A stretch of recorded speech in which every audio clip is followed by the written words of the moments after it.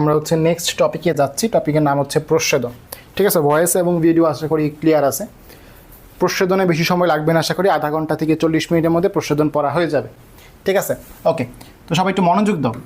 প্রচ্ছেদনের English হচ্ছে ট্রান্সপাইরেশন। একটু disturb করতেছে লেখা, দেখি। প্রচ্ছেদন, ট্রান্সপাইরেশন, ইংলিশ সহ জানতে হবে, আবারও বলতেছি। এবং এর আরও একটা সুন্দর বাংলা আছে, নাম হচ্ছে বাষ্প মোচন। এর মাধ্যমে বোঝা যায় যে প্রচ্ছেদন প্রক্রিয়ায় পানিগুলো বাষ্পাকারে বের হয়ে যায়। ঠিক আছে, তো আসলে জিনিসটা আসলে কি? তো এটা হচ্ছে একটা উদ্ভিদ, মনে করো উদ্ভিদ মূল থেকে কি করতেছে? পানি গ্রহণ করতেছে, তাই না?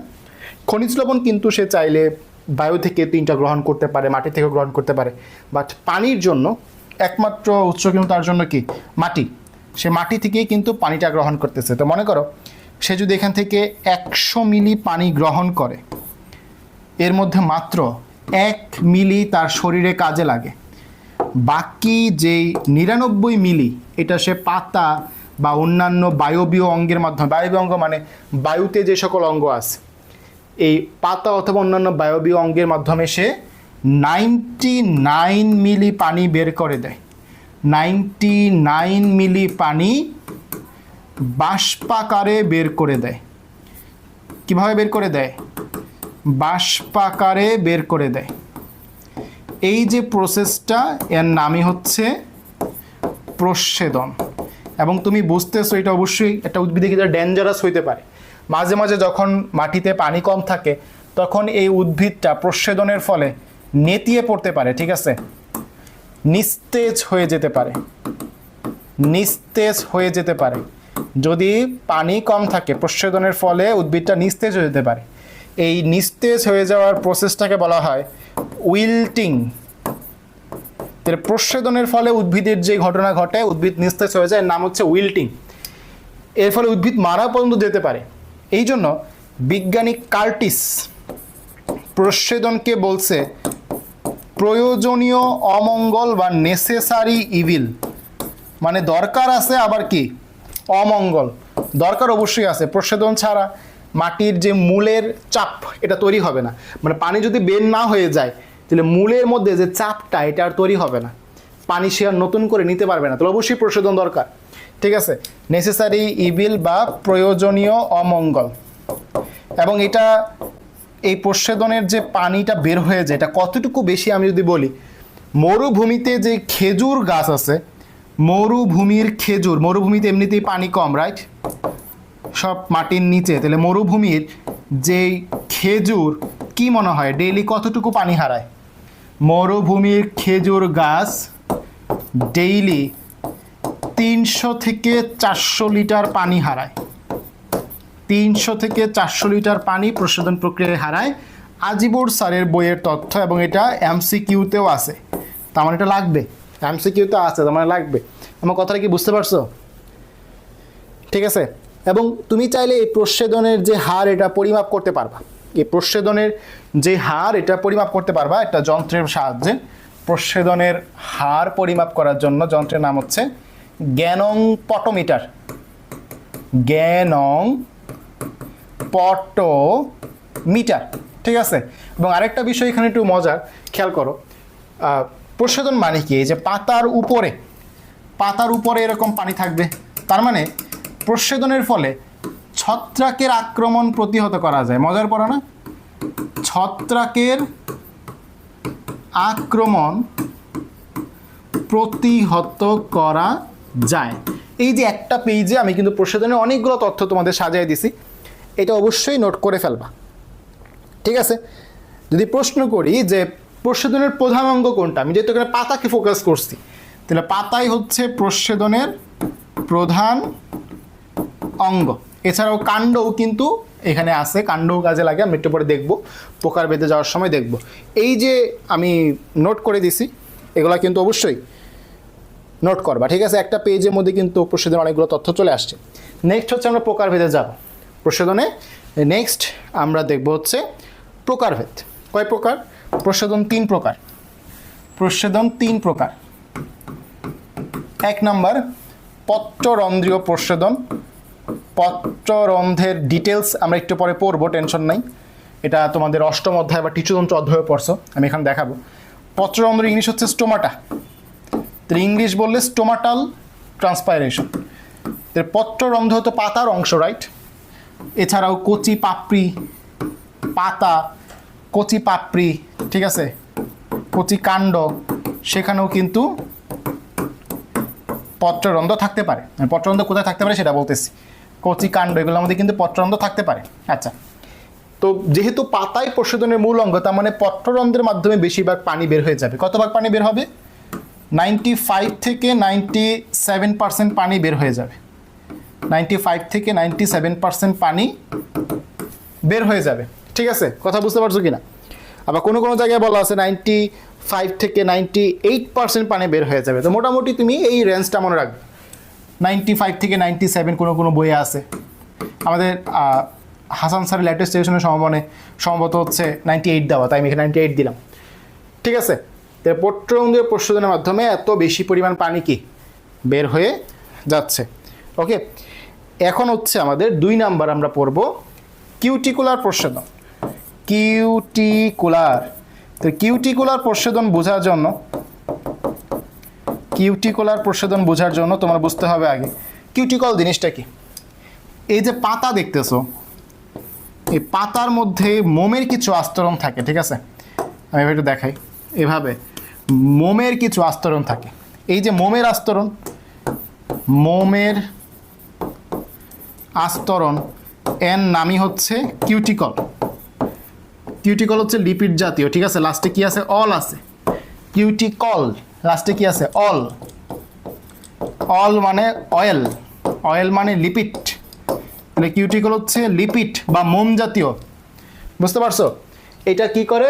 এটা পানি বের হতে বাধা দেয় মূলত, ঠিক আছে? কিউটিকল মূলত কি করে? পানি বের হতে বাধা দেয়। তবুও কিন্তু এই পাতার ত্বকের মাধ্যমে, উদ্ভিদের ত্বকের মাধ্যমে পানি বের হতে পারে, অল্প পরিমাণ, খুবই অল্প পরিমাণ বের হতে পারে, ঠিক আছে? বুঝতে পারছো? এটাকে বলা হয় উদ্ভিদের ত্বকীয় প্রশোধন। কিউটিকুলার প্রশোধনকে, যেহেতু উদ্ভিদের ত্বকের মধ্যে কিউটিকল থাকে, তাই এটাকে বলা হয় ত্বকীয় প্রশোধন। কত পার্সেন্ট? ওই যে 100 থেকে মাইনাস কর, এখানে কত ছিল? 95 থেকে 98, তাহলে এখানে হবে 2 থেকে 5%, ঠিক আছে? 2 থেকে 5%। আরেকটা প্রসেস কিন্তু আছে, নাম হচ্ছে লেন্টিকুলার প্রশোধন, ঠিক আছে? নাম হচ্ছে লেন্টিকুলার প্রশোধন। লেন্টিকুলার প্রশোধন। তো লেন্টিকুলার নামটা হয়তো অনেক কাছে পরিচিত লাগতেছে, অনেক কাছে আনকমন। তো বিষয়টা বোঝাই, হ্যাঁ, একটা উদ্ভিদ এরকম মোটা কাণ্ড কিভাবে হয়। উদ্ভিদের একটা বৃদ্ধি হচ্ছে দৈর্ঘ্য বরাবর, যাকে আমরা বলি প্রাইমারি বৃদ্ধি। আরেকটা বৃদ্ধি হচ্ছে এরকম প্রস্থ বরাবর। ঘাড় ব্যথা করতেছে, এত ঘাড় ব্যথা করে কেন?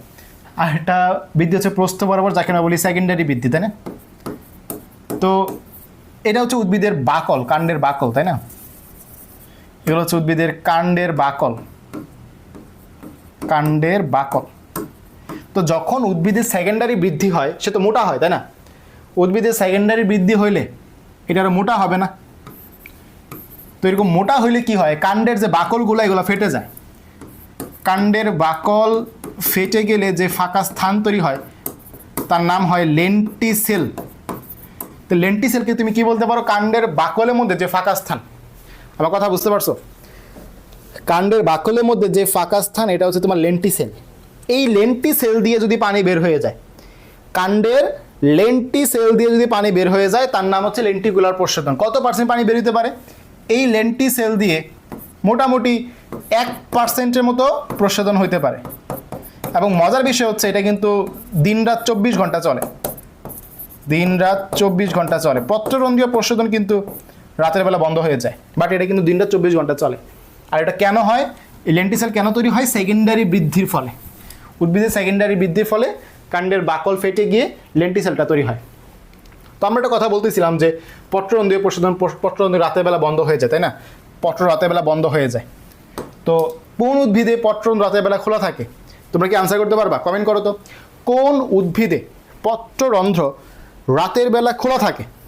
দেখি পারো কি না। আমি তাহলে নেক্সট টপিকে যাচ্ছি। আমার নেক্সট টপিকের নাম হচ্ছে পত্ররন্ধ্র, ঠিক আছে? পত্ররন্ধ্রের ডিটেলস চিত্র আঁকে আমি তোমাদের বুঝাই দিচ্ছি যে কী কী প্রশ্ন এখানে আসতে পারে। তো 1 নাম্বার হচ্ছে দুইটা ছিদ্র আছে পত্ররন্ধ্রের মধ্যে। একটা রাজার দরবারে তুমি যদি যাও, রাজার দরবারে দেখবা দুইজন প্রহরী বা রক্ষী এরকম দাঁড়ায় থাকে। একটা এরকম, যারা গোপাল ভাঁড় দেখছো তারা হয়তো বুঝবা, এরকম বল্লম নিয়ে এরকম দাঁড়ায় থাকে, তাই না? রাজার দরবারে দুইজন রক্ষী দাঁড়ায় থাকে। একইভাবে এই যে পত্ররন্ধ্র, এখানেও দুইটা রক্ষী থাকে, নাম হচ্ছে রক্ষীকোষ। রক্ষীকোষ দেখতে কীরকম? এরকম। আচ্ছা, আমি একটু বেশি উপরে এঁকে ফেলছি, একটু নিচে ছোট করে রাখি। এখানেও দুইটা রক্ষী থাকে, নাম হচ্ছে কি? রক্ষীকোষ। তো এই রক্ষীকোষকে পরিবেষ্টিত করে কিছু সহকারী কোষ থাকে। হ্যাঁ, রক্ষীকোষকে পরিবেষ্টিত করে কি থাকে? কিছু সহকারী কোষ থাকে। পত্ররন্ধ্রের প্রকারভেদ আসলে এখানে পড়াবো না, কারণ প্রকারভেদ আসলে টিস্যুতন্ত্রের মধ্যে পড়া। আমি এখানে জাস্ট পত্ররন্ধ্রের ডিটেলসগুলো পড়াবো।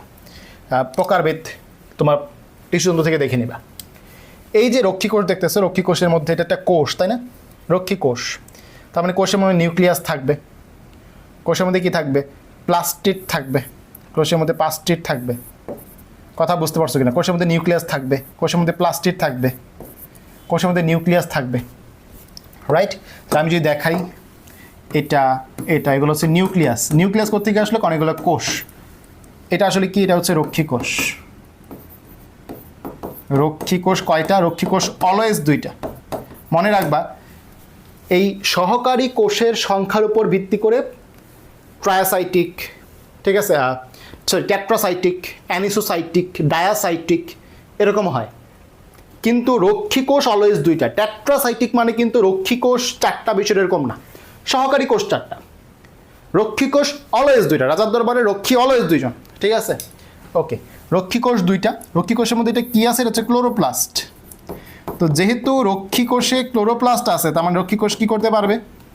খাদ্য প্রস্তুত ও খাদ্য সংরক্ষণ করতে পারবে। এটা রক্ষীকোষের দুইটা কাজ, খাদ্য প্রস্তুত, খাদ্য সংরক্ষণ করতে পারবে, রাইট? কারণ এখানে কি আছে? ক্লোরোপ্লাস্ট আছে। খুবই ইজি পড়া। আমার কথাটা বুঝতে পারছো কিনা? এখান থেকে প্রশ্নগুলো জিজ্ঞেস করে। আর এটা হচ্ছে সহকারী কোষ। সহকারী কোষ, সহকারী কোষের সংখ্যা বা অবস্থান এর উপর ভিত্তি করে আমরা টেট্রাসাইটিক, ডায়াসাইটিক, অ্যানিসোসাইটিক এগুলা কিন্তু ভাগ করতে পারি, ঠিক আছে? আরও আছে, এগুলো টিস্যুতন্ত্র থেকে পড়ে নিবা। বাট এই কথাটা বুঝতে পারছো কিনা? টিস্যু সিস্টেম থেকে পড়ে নিবা। এই কথাটা বুঝতে পারছো কিনা যে রক্ষীকোষ অলওয়েজ দুইটা? বুঝলে আমরা এখন নেক্সট এই পত্ররন্ধ্রের ডিটেলসে কিছু পড়াশোনা করব। যেমন এই যে পত্ররন্ধ্রের কথাটা বললাম, এই পত্ররন্ধ্রের প্রতি বর্গ সেন্টিমিটারে কত, মানে একটা পাতার প্রতি বর্গ সেন্টিমিটারে, পাতার প্রতি বর্গ সেন্টিমিটার মানে সেন্টিমিটার স্কোয়ারে 1000 থেকে 60,000, 1K থেকে 60K লিখছি যাতে তোমরা পেছ না লাগো। 1000 থেকে 60,000 পর্যন্ত কি থাকতে পারে? পত্ররন্ধ্র থাকতে পারে। আমার কথাটা বুঝতে পারছো? খুবই গুরুত্বপূর্ণ ইনফরমেশন, এটা আসে পরীক্ষায়, একবার আসছিল। এরপরে এই পত্ররন্ধ্র খোলা কখন এবং বন্ধ কখন বুঝতে হবে। খোলা কখন, বন্ধ কখন? খোলা হচ্ছে দিনের বেলা, বুঝতেছো? দিনের বেলা। বন্ধ হচ্ছে রাতের বেলা। বাট ব্যতিক্রম কি? পাথরকুচি। ব্যতিক্রম হচ্ছে পাথরকুচি। পাথরকুচিতে দিনের বেলা, আর রাতের বেলা কি থাকে? খোলা থাকে। পাথরকুচি, বুঝতে পারছো? ক্লিয়ার এটা? আচ্ছা, এখন আমরা তো বললাম যে দিনের বেলা পত্ররন্ধ্র খোলা থাকে। দিনের বেলা কোন সময়ে সবচেয়ে বেশি খোলা থাকে? সবচেয়ে বেশি খোলা। তোমরা মেডিকেল ভর্তি পরীক্ষা কয়টার সময় দিবা? সকাল 10টা থেকে 11টা, তাই না? তোমাদের মেডিকেল ভর্তি পরীক্ষার সময় পত্ররন্ধ্র সবচেয়ে বেশি খোলা থাকে। আবার পরীক্ষা দিয়ে বাসায় পৌঁছাবা কখন? দুপুর 2টা থেকে 3টার দিকে। ওই সময়টাও পত্ররন্ধ্র ভালো খোলা থাকে, যখন তোমরা উত্তরপত্র মিলাবা। হ্যাঁ, রক্ষীকোষটা দেখতে আসলে কিডনির মতোই, ঠিক কথা বলছো। শেপটা কিডনির মতো, শিমের বীজের মতো, তাই না? আচ্ছা, তো বুঝতে পারছো এখানে সকাল 10টা থেকে 11টা এবং বিকাল 2টা থেকে 3টায় সবচেয়ে বেশি খোলা থাকে, ঠিক আছে? এবং যদি বলি যে এই খোলা থাকা, মানে খোলা থাকার ক্ষেত্রে সবচেয়ে বেশি ভূমিকা রাখি কি? ব্লু লাইট, নীল আলো, ব্লু লাইট এবং পটাশিয়াম আয়ন। এগুলো যদিও সামনে আমরা পাবো, তাই এখানে বলে দিলাম যে নীল আলো মানে ব্লু লাইট এবং পটাশিয়াম আয়ন পত্ররন্ধ্র খোলা থাকার ক্ষেত্রে ভূমিকা রাখে। ক্লিয়ার? ওকে, এগুলা যদি ক্লিয়ার হয় তাহলে নেক্সট হচ্ছে আমরা পত্ররন্ধ্রের অবস্থান পড়ব। পত্ররন্ধ্রের অবস্থান, এটা হচ্ছে আজিবুর স্যারের তথ্য, জানতে হবে। পত্ররন্ধ্রের অবস্থান মানে কোন জাতীয় উদ্ভিদে পত্ররন্ধ্র কেমন, কোন জায়গায় থাকে। পত্ররন্ধ্রের অবস্থান, তো আমরা আসলে কি কি উদ্ভিদের ক্ষেত্রে দেখব? প্রথমত দেখব হচ্ছে তোমার পানিতে ভাসমান উদ্ভিদ, বিষমপৃষ্ঠ উদ্ভিদ, সমাঙ্গ পৃষ্ঠ উদ্ভিদ, ঠিক আছে? আমি তোমাদের কন্টেন্টটা ফরওয়ার্ড করে দিব, কন্টেন্টটা দেখলে বুঝতে পারবা। তারপর হচ্ছে মরুজ উদ্ভিদ, ঠিক আছে? 1 নাম্বার পানিতে ভাসমান উদ্ভিদ, 2 নাম্বার বিষম পৃষ্ঠ মানে বুঝো 2 পাশ সমান না, আমাদের হাতের মতো, এক পাশে এরকম আরেক পাশে এরকম, 2 পাশ সেম না, হাতের মতো। আর সমাঙ্গ পৃষ্ঠ মানে 2 পাশে সেম, বুঝতে পারছো বিষয়টা? তারপর হচ্ছে মরুজ উদ্ভিদ। তো মরুজের ক্ষেত্রে অনেকেই জানো লুক্কায়িত পত্ররন্ধ্র থাকে, এটা নিয়ে প্যারা নাই। এই 3টা অনেকেই জানো যে পানিতে ভাসমান উদ্ভিদের ক্ষেত্রে পত্ররন্ধ্র কোথায় থাকবে। মাথায় রাখবা, পানিতে উদ্ভিদটা ভাসমান অবস্থায় আছে, রাইট? তাইলে এইটার মধ্যে পত্ররন্ধ্র থাকবে হচ্ছে উপরের দিকে, কারণ যদি পানিটা বের করে দিতে হয়, আমাকে বিষয়টা বুঝো কিন্তু, এটা যদি পানি হয়, এটা যদি পাতা হয়, যদি পত্ররন্ধ্র নিচে দিই, মনে করো পত্ররন্ধ্র নিচে দিই, তো পানি বের করবে কেমনে? সে নিজে সব পানি, তো পত্ররন্ধ্র উপরে দিতে হবে, এতে সে বাষ্পাকারে পানিগুলো বের করে দিবে। আমার কথাটা বুঝতে পারছো? কথাটা বুঝতে পারছো? তাহলে পানিতে ভাসমান উদ্ভিদের পত্ররন্ধ্র কোথায় থাকবে? ঊর্ধ্ব ত্বকে। বেসিকটা ক্লিয়ার? ঊর্ধ্ব ত্বকে। এখন এই যে বিষম পৃষ্ঠপাতা, বিষম পৃষ্ঠপাতা আর সমাঙ্গ পৃষ্ঠপাতা, যদি আমাদের পার্থক্য কি? সমাঙ্গ মানে 2 পাশে সেম, সমাঙ্গ মানে 2 পাশে সেম। আচ্ছা, 2 পাশে যদি সেম হয় তাহলে আর কি উপর আর নিচ আছে? না, উভয় ত্বকেই থাকবে, উভয় ত্বকেই থাকবে। পানিতে ভাসমান নিয়ে গেল ঊর্ধ্বত্বক, সমাঙ্গ পৃষ্ঠ নিয়ে গেল উভয় ত্বক, বাকি আছে কি? নিম্নত্বক। তাহলে বিষম পৃষ্ঠের মধ্যে হবে নিম্নত্বক। আমার কথাটা বুঝতে পারছো? এটা আমরা পড়াচ্ছি আজিবুর স্যারের বই থেকে, এটা অবশ্যই তোমাকে মনে রাখতে হবে। প্রশ্ন আসার মতো, অনুশীলনীতে প্রশ্ন আছে, বোর্ডের মধ্যেও প্রশ্ন আসছিল, বোর্ড MCQ সম্ভবত 2023 বোর্ড পরীক্ষায় বা 24, তো বায়োলজি হয় নাই মনে হয়, তাই না? 23-এ আসছিল, তাহলে বোর্ড MCQ এখান থেকে আসছিল। কথা ক্লিয়ার? হ্যাঁ, পানিতে ভাসমান উদ্ভিদ মানে তো জলজ উদ্ভিদ। ইয়েস, জলজ উদ্ভিদের কয়েকটা প্রকারভেদ আছে, পানিতে ভাসমান, মুক্ত ভাসমান, মূলাবদ্ধ পত্র ভাসমান, তারপর হচ্ছে তোমার নিমজ্জিত, তাই না? তার মানে পানিতে ভাসমান মানে হচ্ছে জলজ উদ্ভিদ। লিখে দেই, জলজ উদ্ভিদ, ঠিক আছে? এই হচ্ছে কথা। পারবো ইনশাল্লাহ বাচ্চা কাচ্চারা? সবাই একটু জানায় দাও এই পর্যন্ত যা কিছু পড়াইলাম তোমরা পারবা কিনা। যদি পারো তাহলে আমরা এখন পত্ররন্ধ্রের কাজ পড়ব। কাজ খুবই ইজি, একদম বেসিক মাথার মধ্যে আনলেই তুমি পারবা। আমাদের সম্ভবত আর 10 থেকে 15 মিনিটে ক্লাস শেষ হয়ে যাবে, সবাই ক্লাস শেষ করে যাও। আর হাইস্ট 10 থেকে 15 মিনিট, ঠিক আছে? ক্লাস কেমন লাগতেছে? ক্লাসকে বুঝতেছো? 1 নাম্বার, এই যে প্রচ্ছদন, এই প্রচ্ছদন 3টা সারিবৃত্তীয় প্রক্রিয়াতেই অংশগ্রহণ করে। পত্ররন্ধ্র 3টা সারিবৃত্তীয় প্রক্রিয়া, প্রধান যে 3টা সারিবৃত্তীয় প্রক্রিয়া সবগুলোতে সে অংশগ্রহণ করে। কিভাবে? 1 নাম্বার, সালোক সংশ্লেষণের জন্য বায়ু থেকে কি করতে হয়? অক্সিজেন গ্রহণ করতে হয়। অক্সিজেন ত্যাগ করতে হয় আর কার্বন ডাইঅক্সাইড গ্রহণ করতে হয়। কার্বন ডাইঅক্সাইড গ্রহণ, অক্সিজেন ত্যাগ, এই যে দুইটা প্রসেস পত্ররন্ধ্রের মাধ্যমে হয়। শ্বসনের ফলে যে অক্সিজেনটা তৈরি হয়, এই অক্সিজেন ত্যাগ করে কিসের সাহায্যে? পত্ররন্ধ্রের সাহায্যে। কার্বন ডাইঅক্সাইড যে গ্রহণ করে কিসের সাহায্যে করে? পত্ররন্ধ্রের মাধ্যমে। কথা কি বুঝতে পারছো? প্রস্বেদনের ফলে পানি যে বাষ্পাকারে বের করে দেয়, প্রস্বেদনের ফলে পানি যে বাষ্পাকারে বের করে দেয় কার মাধ্যমে? আনসার হচ্ছে পত্ররন্ধ্রের মাধ্যমে। এরপরে পত্ররন্ধ্রের মধ্যে যে রক্ষী কোষ আছে, রক্ষী কোষের মধ্যে কি আছে?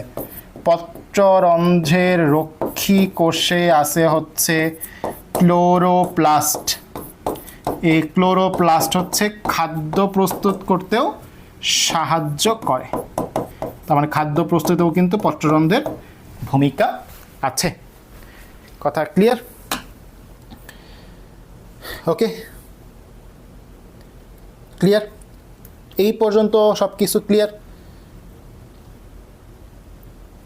ওকে, এখন আমরা পত্ররন্ধ্র খোলা ও বন্ধ হওয়ার ক্ষেত্রে কিছু মতবাদ বা কৌশল পড়ব। ঠিক আছে, এটা আমার ছক করতে হবে আমাদের। ঠিক আছে, এই হচ্ছে ছক। ছক রেডি করো সবাই, সবাই ছক রেডি করো। তো পত্ররন্ধ্র খোলা ও বন্ধ হওয়ার মতবাদ বা কৌশল যাই বলো। পত্ররন্ধ্র খোলা ও বন্ধ হওয়ার কৌশল, এই উপরে দেখা যায় তো নাকি? হ্যাঁ, দেখা যায়, সমস্যা নেই। এখানে হচ্ছে তোমার বিজ্ঞানী, এইখানে কিন্তু বিজ্ঞানী নামগুলো লাগবে। এখানে হচ্ছে তোমার মতবাদ, এখানে হচ্ছে তোমার তথ্য।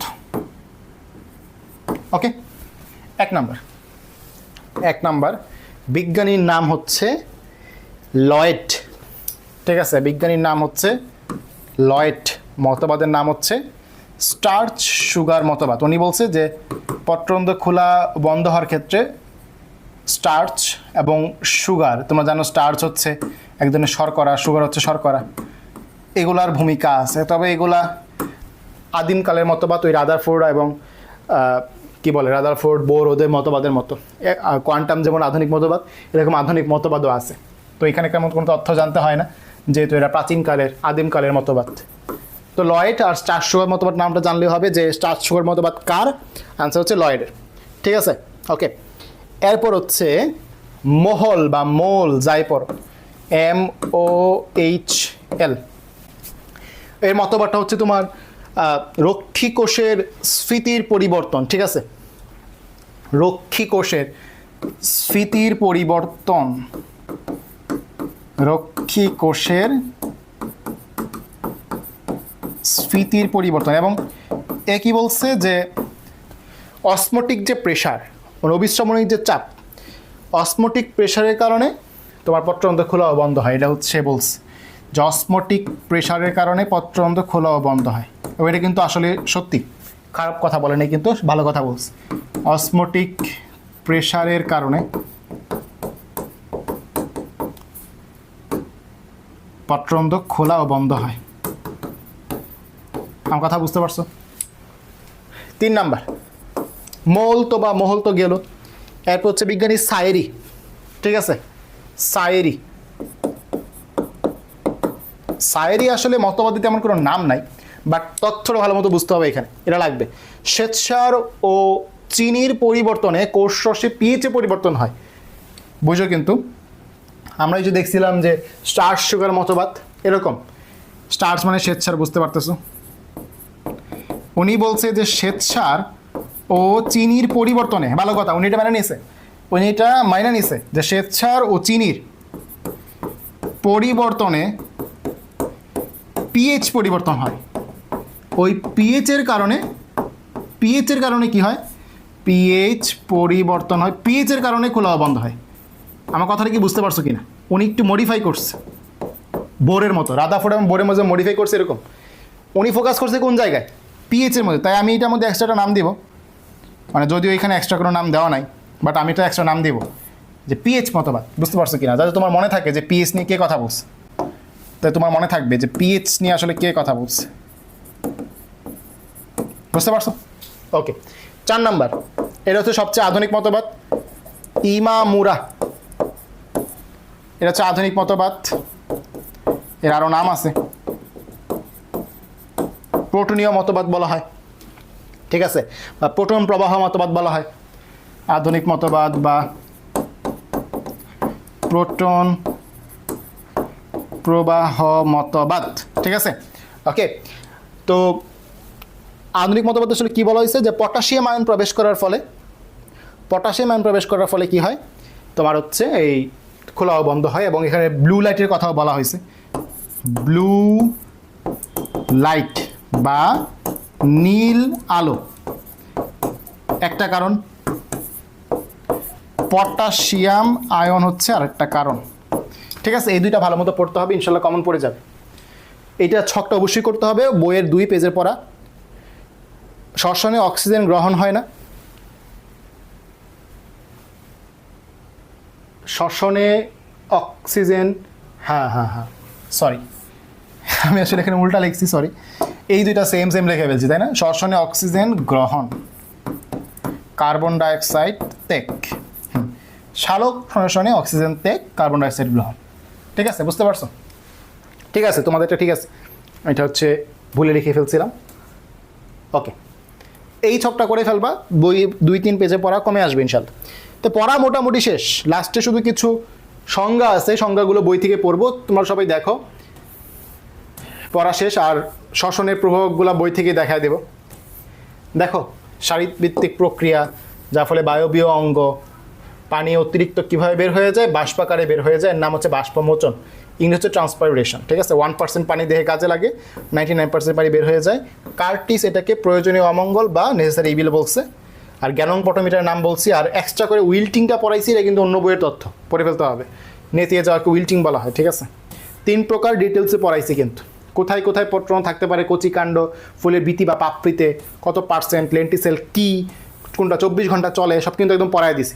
পত্রণদের ক্ষেত্রে 1000 থেকে 60,000, ঠিক আছে, কোথায় থাকে, কি কি থাকে, কখন পূর্ণ খোলা থাকে, কখন বন্ধ থাকে, কোনটা ব্যতিক্রম, সব কিন্তু পড়ায় দিছি বাচ্চারা, ঠিক আছে। এখান থেকে এই যে মতবাদগুলা, বিজ্ঞানী মোল, লয়েড, ঠিক আছে, সাজায় দিছি কিন্তু এগুলা। সাইরি কিন্তু এই যে পিএইচ এর কথা বলছে, আর হচ্ছে তোমার এই যে আধুনিক মতবাদ, ইমামোরা, এগুলো কিন্তু সাজায় দিছি, ঠিক আছে, বুঝতে পারছো?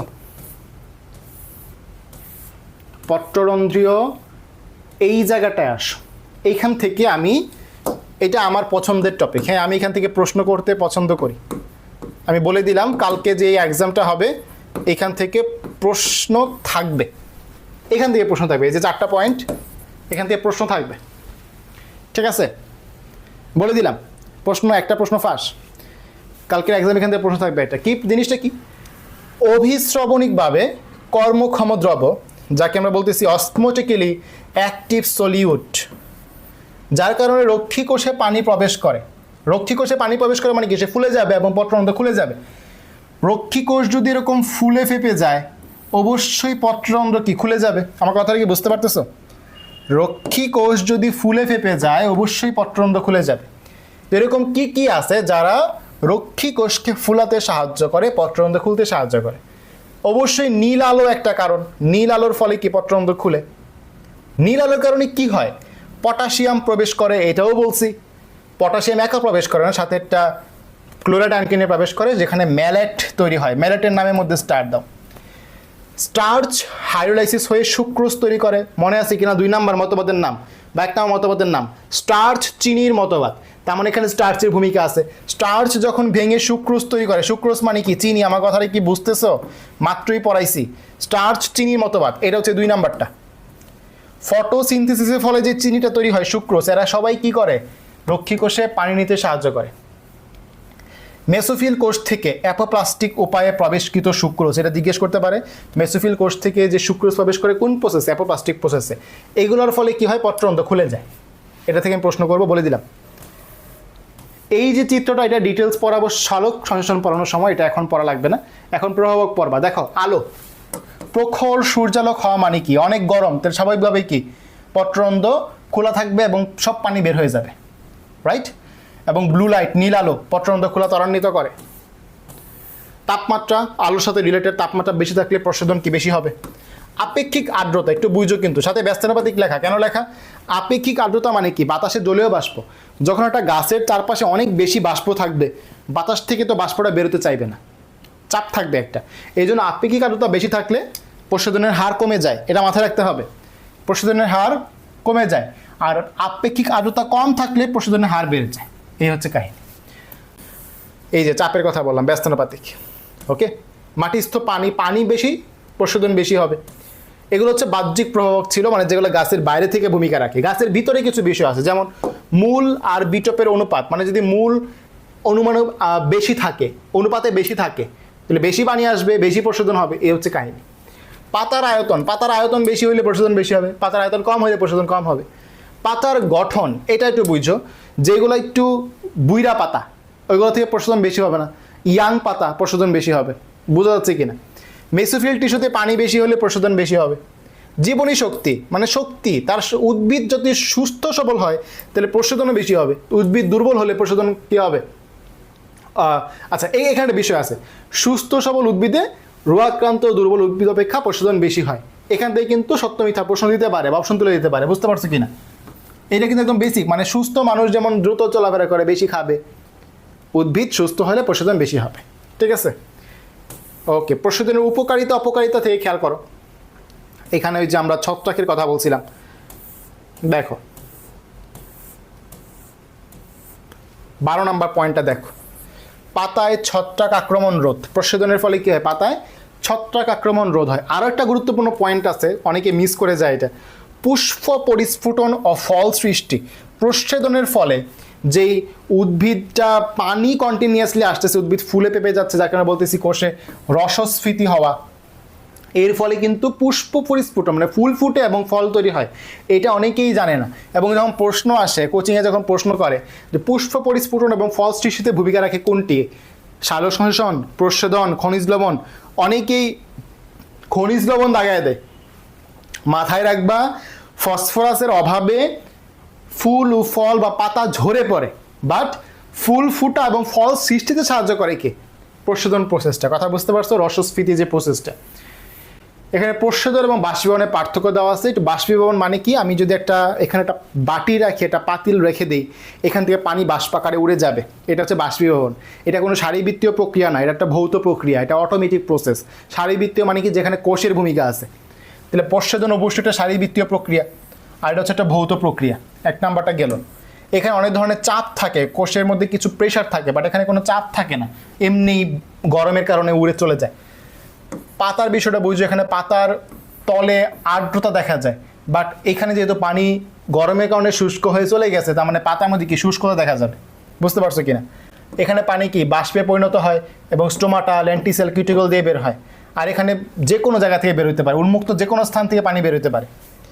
এখানে জীবিত কোষ থাকবে, এখানে জীবিত কোষের সাথে কোনো সম্পর্ক নাই, বুঝতে পারছো। আমাদের কিছু সংজ্ঞা পড়তে হবে এখন, কয়েকটি প্রয়োজনীয় শব্দ ইংলিশ নাম সহ, ইংলিশ টার্ম সহ, ইংলিশ বইয়ে লিখো, ইংলিশ টার্ম সহ।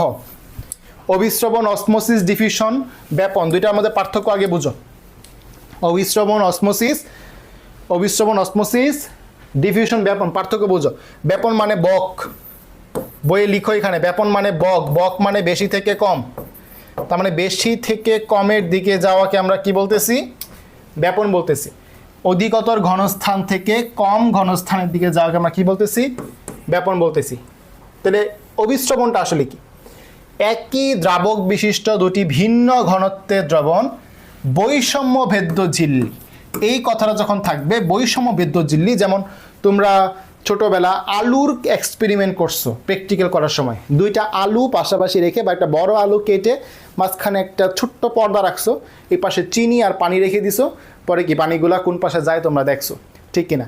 এই যে একটা মাঝখানে ঝিল্লি রাখছো, এটাকে বলা হয় বৈষম্য ভেদ্য ঝিল্লি, বুঝতে পারছো। কোষ ঝিল্লি এরকম বৈষম্য ভেদ্য, যখন বৈষম্য ভেদ্য ঝিল্লি থাকবে তখন সেটা অভিস্রবণ, না থাকলে কিন্তু অভিস্রবণ হবে না। আচ্ছা, তো বৈষম্য ভেদ্য ঝিল্লি দ্বারা যখন পাশাপাশি পৃথক থাকবে তখন দ্রাবক পদার্থ কে যাবে, দ্রাবক, যেমন এখানে কি বলছিলাম, পানিটা, আলুর এক্সপেরিমেন্ট যখন করছে পানি, দ্রাবক যখন তার বেশি ঘনত্ব থেকে কম ঘনত্বের দিকে যাবে তার নাম হচ্ছে অভিস্রবণ, বুঝতে পারছো। এখানে অবশ্যই বৈষম্যবেদ্য ঝিল্লি রাখবে। অভিস্রবণের ক্ষেত্রে কিছু চাপের উদ্ভব হয়, যেমন অভিস্রবণিক চাপ, অসমোটিক প্রেশার, ঠিক আছে। অভিস্রবণের ফলে যে চাপটা, যে চাপের ফলে অভিস্রবণটা হচ্ছে, এইটা হচ্ছে অভিস্রবণিক চাপ। তেমন গুরুত্বপূর্ণ না। প্লাজমোলাইসিস, টার্জিডিটি, টার্গার প্রেশার, ইমবাইবেশন, এই চারটা থেকে প্রশ্ন বেশি আসে। প্লাজমোলাইসিস মানে কি? লাইসিস মানে ভাঙন, প্লাজমা মানে কি? প্লাজমা মেমব্রেন বা কোষ ঝিল্লি, বা প্লাজমা মানে বলতে পারো প্রোটোপ্লাজম মানে কোষের অংশ। লাইসিস মানে কি? ভাঙন বা সংকোচন। তাহলে প্লাজমোলাইসিস মানে প্রোটোপ্লাজমের সংকোচন। কেন সংকোচন হবে? একটা কোষ যখন পানি খায় তখন সে ফুলে যায়, এর নাম হচ্ছে টার্জিডিটি বা রসস্ফীতি। সেই একই কোষ যদি পানি ছেড়ে দেয়, সব পানি যদি শরীর থেকে চলে যায়, তাহলে তার কি হবে? সে চিকন হয়ে যাবে, ভেঙে যাবে, তাকে বলা হয় প্রোটোপ্লাজমের সংকোচন। তাহলে কেউ যদি, কোনো কোষ যদি পানি খেয়ে, মানে অন্ত অভিস্রবণ, পার্থক্যটা বুঝো, পানি নেওয়া, পানি খাওয়া মানে অন্ত অভিস্রবণ। অন্ত অভিস্রবণের ফলে রসস্ফীতি হয়। আর পানি যখন বের হয়ে যাবে, বাইরে চলে যাবে, বহি অভিস্রবণ। অভিস্রবণটা বাইরের দিকে হচ্ছে, অভিস্রবণ ভিতরের দিকে হইলে অন্ত অভিস্রবণ, অভিস্রবণ বাইরের দিকে হইলে বহি অভিস্রবণ। অন্ত অভিস্রবণের ফলে ফুলে যায়, রসস্ফীতি, টার্জিডিটি। আর কম যদি ভিতর থেকে বাইরে চলে যায়, মানে ভিতরে পানি কম, বহি অভিস্রবণ হয়েছে, পানি সব চলে গেছে, তাহলে চিকনো চাকনো হয়ে যাবে, হ্যাংলা পাতলা হয়ে যাবে, তার নাম হচ্ছে প্রোটোপ্লাজমের সংকোচন। বুঝতে পারছো? কথা ক্লিয়ার? এখানে পানি কোষের বাইরে চলে যায়, এখানে পানি গ্রহণ করে। পার্থক্য ক্লিয়ার? টার্গার প্রেশার আবার কি? কোষে যখন রসস্ফীতি হবে, যখন ফুলে ফেটে যাবে, তখন কোষ প্রাচীরের উপর চাপ পড়বে না। আমি যদি মোটা হয়ে যাই, আমার কাপড়ের উপর একটা প্রেশার পড়বে না। আমি মোটা হয়ে গেলে আমি কাপড় টাইট হয়ে যাবে না? কাপড়ের উপর যে প্রেশার, মানে কোষ স্ফীতি হওয়ার কারণে কোষ প্রাচীরের উপর যে চাপটা পড়ে, এটা হচ্ছে টার্গার প্রেশার। প্রশ্ন হচ্ছে স্ফীতি চাপ বা টার্গার প্রেশার কোথায় অনুভূত হয়? কোষ প্রাচীরের উপর, কোষ প্রাচীরের উপর। কথা ক্লিয়ার? ইমবাইবেশন মানে কি? শীতের দিনে দেখবা গ্রামের যে কাঠের দরজাগুলা, এগুলা এঁটে যায়। বুঝতে পারছো? হ্যাঁ, কিশমিশের ক্ষেত্রে তুমি বলতে পারো এই যে টার্জিডিটি বা রসস্ফীতি বলতে পারো, কিশমিশের ভিতরে যদি পানি যায়। বুঝতে পারছো? আচ্ছা, ইমবাইবেশন মানে কি? গ্রামে দেখবা কাঠের দরজাগুলা একটু ফুলে ফেপে যায়, মানে শীতের দিনে তোমার হচ্ছে শক্ত হয়ে যায়। কেন হয়ে যায়? টাইট হয়ে যায় কেন? এই ইমবাইবেশনের কারণে। কলয়েড জাতীয় শুষ্ক বা আংশিক শুষ্ক পদার্থ, কলয়েড তো এখন চিনো, শুষ্ক মানে কি? কাঠ। এগুলো যদি তরল পদার্থ শোষণ করে, তার নাম হচ্ছে ইমবাইবেশন। তোমরা জানো কিনা ইমবাইব একটা ইংলিশ শব্দ, এটা সিনোনিম অ্যান্টোনিমেও আছে। ইমবাইব মানে টু ড্রিঙ্ক। সিনোনিম অ্যান্টোনিমে পড়ছো কিনা বলো, সবাই একটু জানাও আমাকে। সবার তো সিনোনিম অ্যান্টোনিম পড়া শেষ, ভোকাবুলারি পড়া শেষ। ইমবাইব মানে টু ড্রিঙ্ক, এটা পড়ছো কিনা? কি কি এরকম উদাহরণ আছে? একদম 100% লাগবে। যেসব পদার্থ পানি শোষণ করে তাদেরকে আমরা বলি হাইড্রোফিলিক, আর যারা পানি ত্যাগ করে তাদেরকে বলা হয় হাইড্রোফোবিক। পানি নেওয়া মানে পানির প্রতি ফিল, আকর্ষণ, হাইড্রোফিলিক। কারা কারা আছে? আঠা, সেলুলোজ, স্টার্চ, প্রোটিন, জেলাটিন। মিলায় দেখো, ভাত যদি পানির মধ্যে রাখো, ভাত ফুলে যায়। সেলুলোজ মানে কি? কাঠ। প্রোটিন, মাছ বলো, মাংস বলো, ভিতরে পানি ঢুকে। প্রোটিন মনে থাকলে অবশ্যই জেলাটিন মনে থাকবে। আর আঠা আলাদা করে মনে রাখবা। কথা বুঝতে পারছো? বাষ্পীভবন মানে কি? একটা ভৌত প্রক্রিয়া, যে কোনো উন্মুক্ত স্থান থেকে পানি চলে গেলে সেটা বাষ্পীভবন। এই হচ্ছে আজকের ক্লাস। আমি পরিশ্রম করছি, 2 ঘন্টা কষ্ট করছি। তোমার কাজ এখন বাসায় আর 2 ঘন্টা কষ্ট করা। প্রথমে বইটা রিডিং দিবা ক্লাস নোট সাথে রেখে, এরপর এটার উপর যা এক্সাম আছে, অনুশীলনী এক্সাম, মূল বইয়ের এক্সাম, পোল, যা কিছু দিই সবগুলো প্র্যাকটিস করবা, কন্টেন্টগুলোর সাথে সাথে পড়ে ফেলবা। A to Z এর থেকে 2 থেকে 3টা যা প্রশ্ন আসে একদম কমন পাবে ইনশাল্লাহ। আর যারা এই অধ্যায় পড়ে বস হয়ে যাবে, মনে হয়েছে যে বস হয়ে গেছো, তারা আলিম স্যারের এক্সট্রা ইনফো আর হচ্ছে আজিবুর স্যারের ছকগুলা পড়ে ফেলবা। যদিও বেশিরভাগ এক্সট্রা ইনফো আমি ক্লাসের মধ্যে পড়াই দিচ্ছি, পড়তে বেশি কষ্ট হবে না। ওকে, আসসালামু আলাইকুম।